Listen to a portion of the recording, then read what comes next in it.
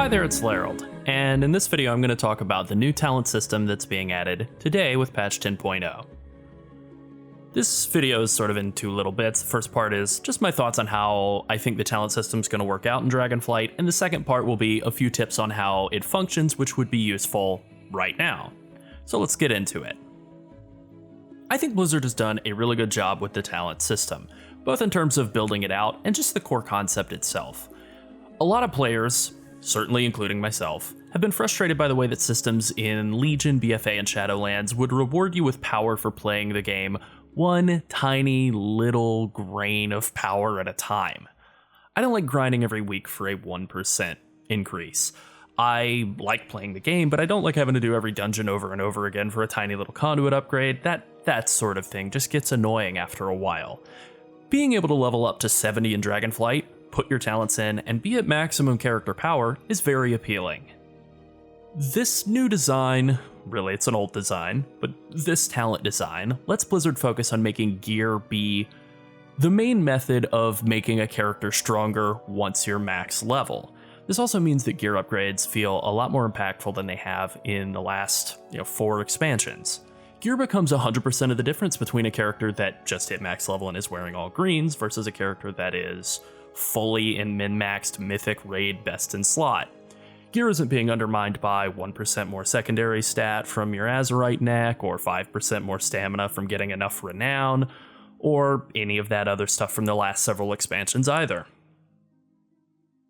This is also great for alts, because you don't have the big frustrating startup cost of leveling an alt.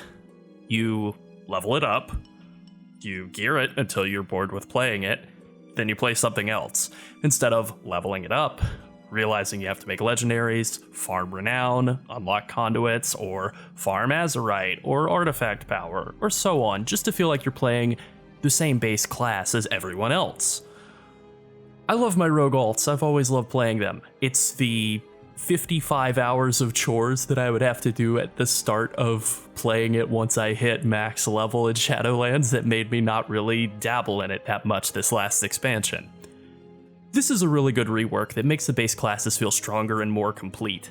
It's also a return to the way the game used to work way back in the days that lots of players feel nostalgic for, like Wrath of the Lich King. It's a success in terms of the design for hardcore players who feel like there aren't as many frustrating chores required to bring a character online. If I really have to have a balanced druid ready for the next tier, and obviously the first tier, whatever, but let's say it's second tier and I need to get a balanced druid online and the patch is coming out in a couple of weeks, I can level it up really fast, get it geared, and it should be good to go.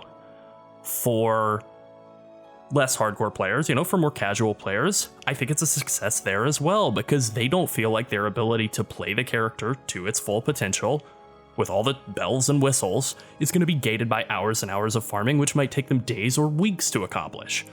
They can hit max level, they can put their talents in, they're playing the game, and they're not missing half the tools. It's good.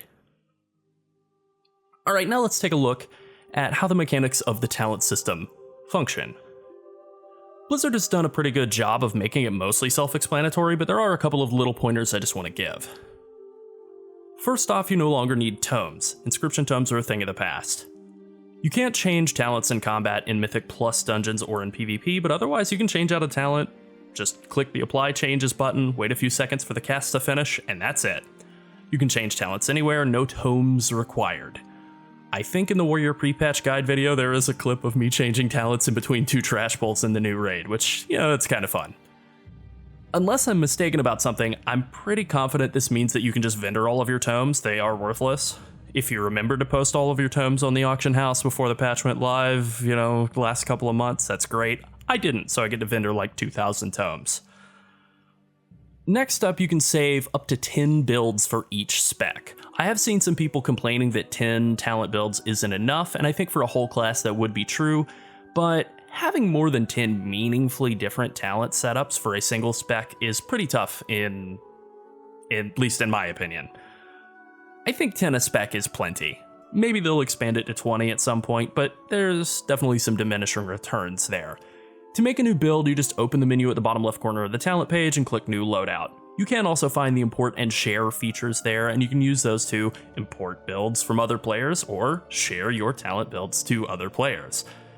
And just to be clear, this isn't an account-wide thing like profiles for the new default UI are. Your talents are saved on a per character basis, so if you had 2 prot warriors, for example, you could share your talent loadouts to yourself by setting up a loadout on one, copying it to your clipboard, logging over to the other, and then importing it.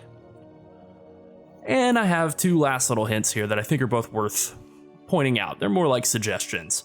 Blizzard has very kindly provided players with starter builds for each spec, and while I don't know how to play every spec in the game, and I haven't looked at all 38 specs starter builds, I can say that for the ones I've looked at, they're mostly kind of bad. That's okay, I think these builds are pretty much only intended for players who are leveling and doing world quests, and you don't need to be anywhere near close to optimal for that kind of thing, but that leads me into my final little point here, which is experiment. The pre-patch is the time in an expansion's lifecycle when the community knows the absolute least about the game. Talent builds are not set in stone. Theory crafters, including myself, I guess I'm one of those, are trying new things and testing and making educated guesses, but there are good talent interactions that players have missed. So get out there and try new stuff that looks interesting. You might find something that you really like. The worst thing that can happen is that you find out that things that people think are bad for yourself, and that's still okay. I've been doing this some with Warrior and finding that some of the talents I had written off just when I first looked at them as being really bad are only like 10 to 20% worse than the quote-unquote good talents that I really like.